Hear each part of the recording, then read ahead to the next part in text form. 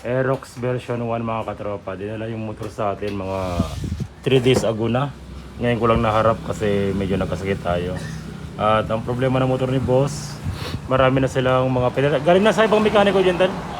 Galing na sa ibang mekaniko yung Aerox.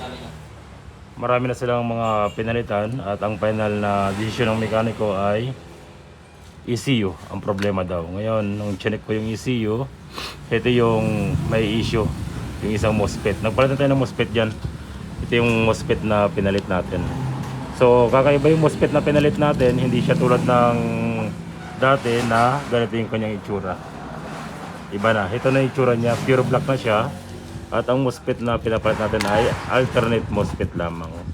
Sa mga nagtatanong kung saan makakabili ng ginagamit kong MOSFET na effective at alternate MOSFET, iiwan ko na lang yung link sa taas ng ating video description or nakalagay mismo sa video description yung link ng ating MOSFET na ginagamit. Ito siya, medyo sumiksik eh. Ito. So mas mura siya kumpara dun sa original na MOSFET, pero napaka-effective niya kahit na alternate MOSFET lang yung ginagamit natin. Effective na effective.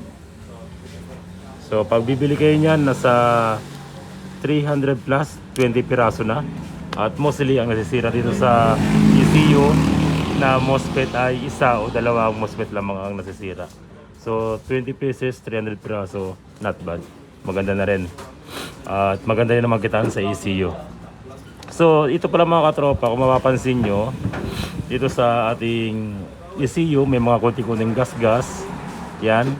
Kasi dati kapag mahirap tanggalin ang MOSFET, ang ginagawa ay pinipilit ng hot air or pinipilit ng panghinang na tanggalin. Ang nangyayari, natutuklap yung pinaka-base pad ng ating MOSFET, na alis yan. Kaya ang ginagawa ko pag ganung mga sistema, mahirap matanggal, hindi ko pinipilit ng hot air. Ginagawa ko ito. Dinudurog ko na siya gamit to. Pinuport ko siya, pinuport para madurog yung lumang MOSFET.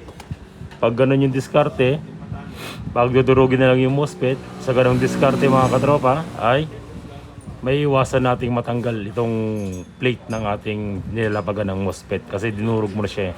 Kumpara dun sa pipilitin mo tanggalin yung MOSFET, tutuklapin mo ng tutuklapin, sasama yung ating lagayan ng MOSFET o yung pinaka-pad, lalong magkakaproblema or lalong wala kang paglalagyan ng ground ng MOSFET. Kaya ang ginagawa ko, instead na yung hot air pang tanggal, dudurugin ko na lang siya ng port hanggang mawala siya at hanggang maiwan yung pinaka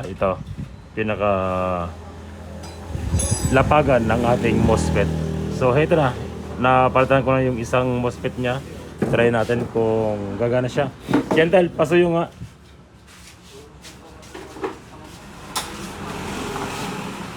So andyan yung link ng ating MOSFET mga katropa sa video description. O may lalabas dito sa side na to, pinutin nyo lang yung product na yan. Makikita nyo yung kung saan tayo makakabili ng ating MOSFET.